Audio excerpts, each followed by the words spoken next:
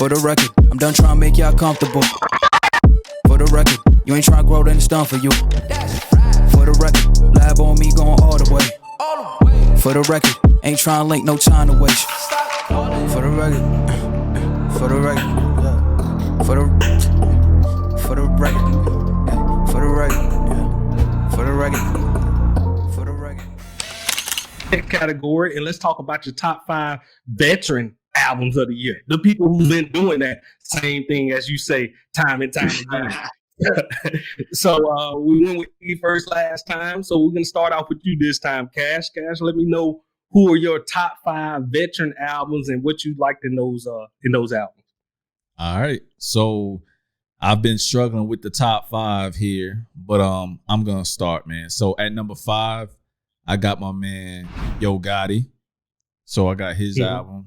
Then who else I got at number? What's the name of that album? Untrapped? Yes, Untrapped. My bad. Okay. And then at number 4, I have my man Jadakiss with Ignitus. And then at number 3, I got my guy that you guys would never think of, Slim Thugger. That's with Thug Life. Hey man, you hear them beats on there, that shit is jamming from start to finish. Like, I can't deny it. And he came with a little sneak joint, and it's fire to me.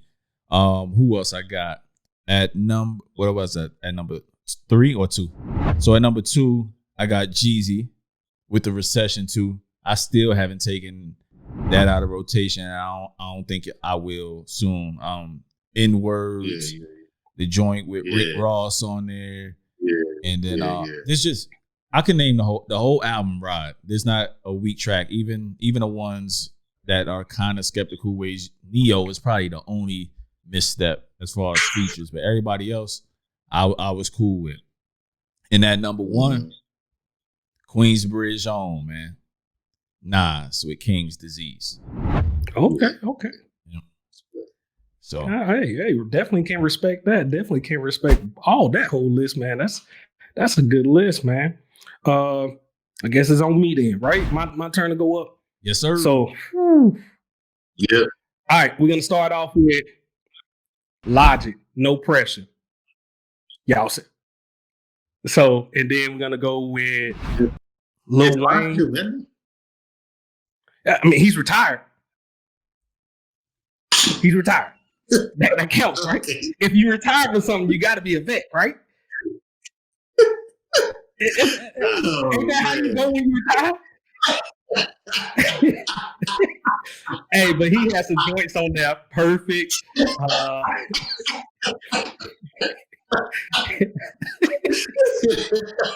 Cash, you look a little upset.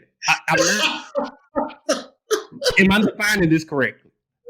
Oh man, this man said Logic.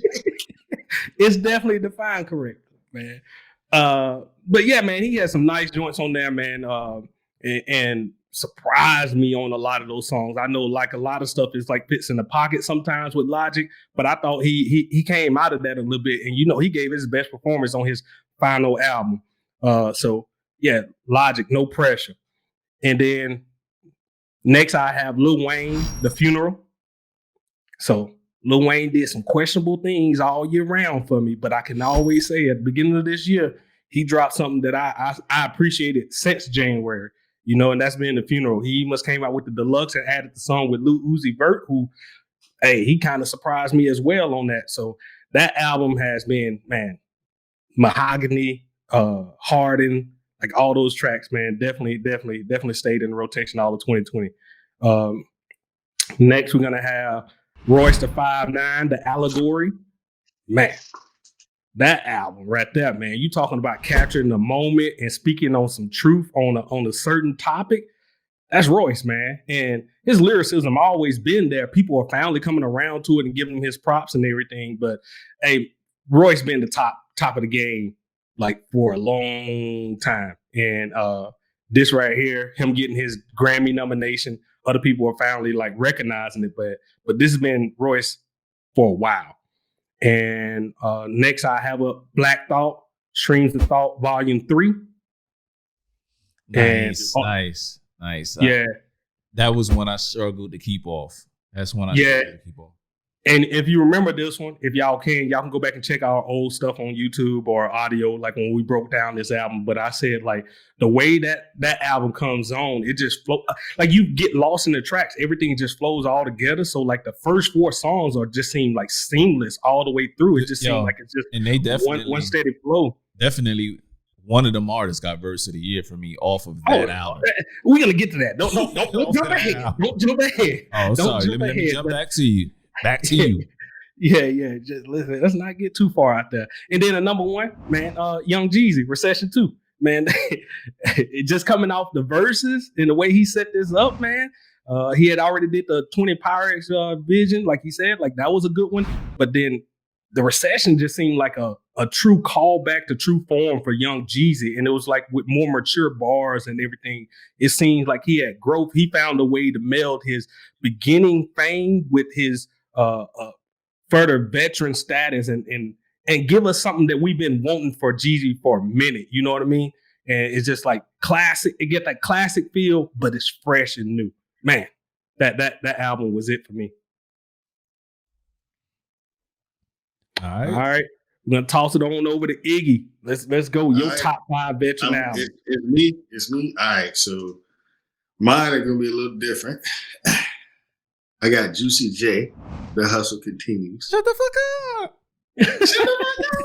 You know, Tennessee legend. Juicy J is one of my guys, bro. Like when Cash said that, I felt that because that's one of my guys too, bro. I'll be going to bat for Juicy, bro.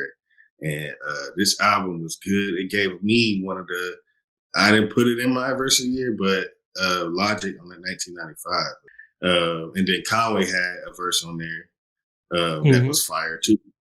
And so, I think that song's called Killer, but yeah, that's my number 5. Number 4 is one of my, go-tos. Everybody know Currency's my guy. Spring Clean is the album, or I guess it'd be the mixtape album, but this thing, so people get on hate for not switching his content up. Ironically, we just finished talking like that. But on Spring Clean, he has stuff on there where it's like he talking about just personal shit. He talking about just different shit than cars and smoking.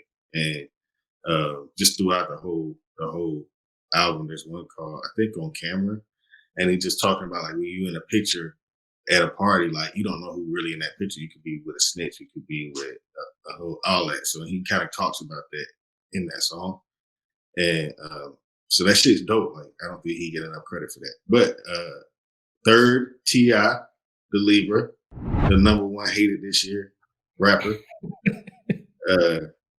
He's definitely on my list. The features on there were very good, and then T.I., I think him and JEEZY. And I was just talking to my homie about this. Like, they've had an issue with trying to like keep their fan base, but also advance their sound. You know what I'm saying? And I think both of them this year delivered on that personally. I think that T.I. kind of found a way to balance like the harder shit with the conscious shit a little bit that he's trying to do now. And my number 2, JEEZY, was talked about Recession too, but I feel like it fit the theme of Recession, but it was an updated version. You know what I'm saying? And like, I feel like the albums before that, like I feel like 2020 Pirates Vision was good because he got to get that sound out in the shorter version.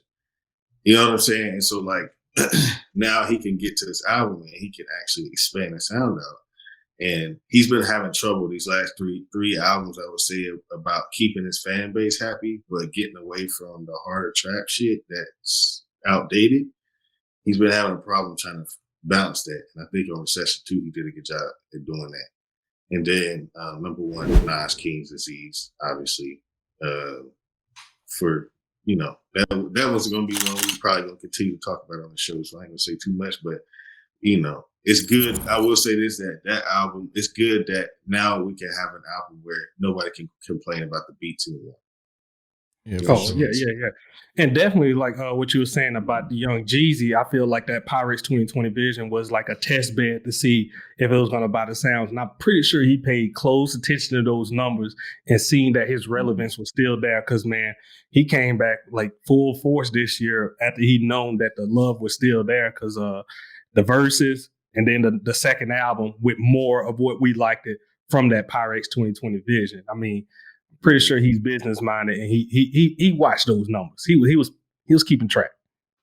Yeah, it's both his offerings this year was good, but I'm one of them Jeezy fans that even with TM 104, I wasn't super fan of TM 104, but Pressure, I liked Pressure because it had the joint with J. Cole and a few other good features. Yep.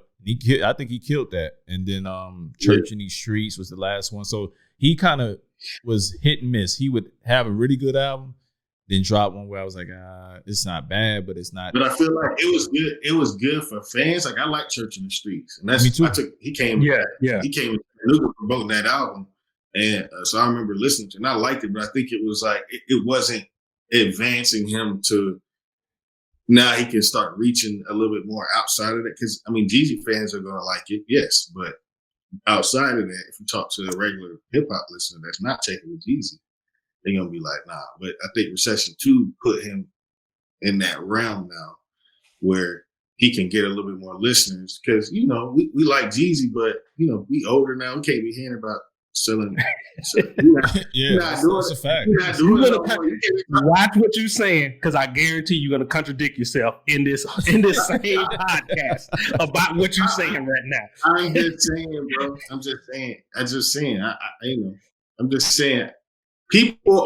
still don't mind it. I'm just saying, like, with him, he's got to update that sound a little bit. You can talk about the same things, but update the sound around it. You know what I mean? And I think he's done that now.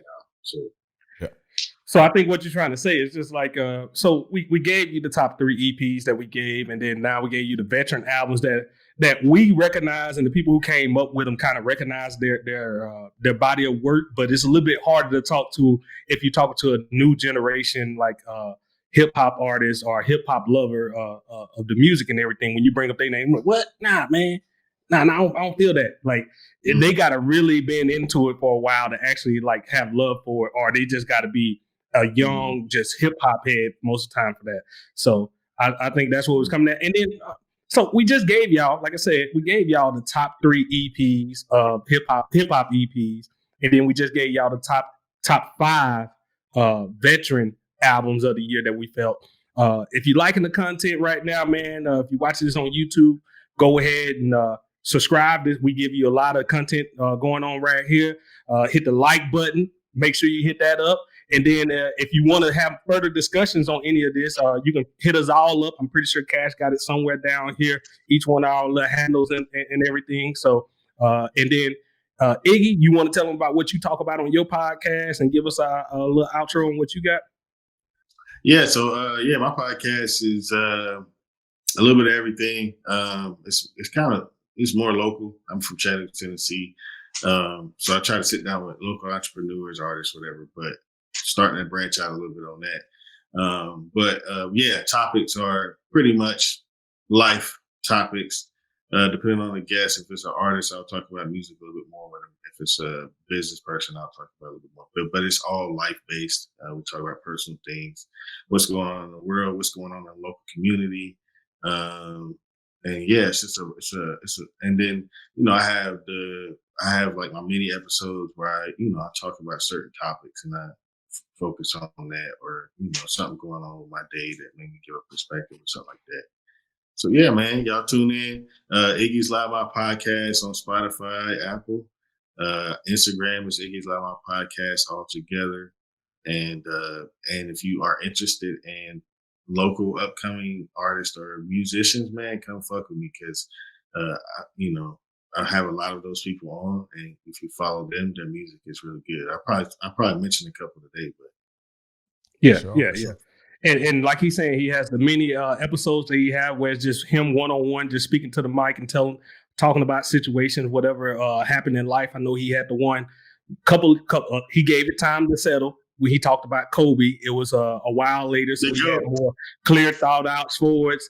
And then he also had an episode where he spoke on the whole situation that was going on within the whole U.S. at the time when all the riots and stuff was going on. How that affect both of those were high hitting points on his album, on his channel. Okay, so definitely go check that out on his podcast. Check that out. Sure, appreciate that.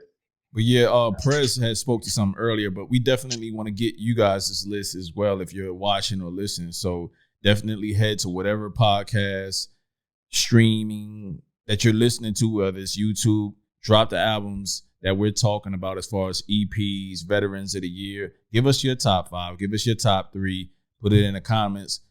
Maybe we haven't heard it. Maybe we can push these people to the front next year as they drop more projects. We always want to be put on. So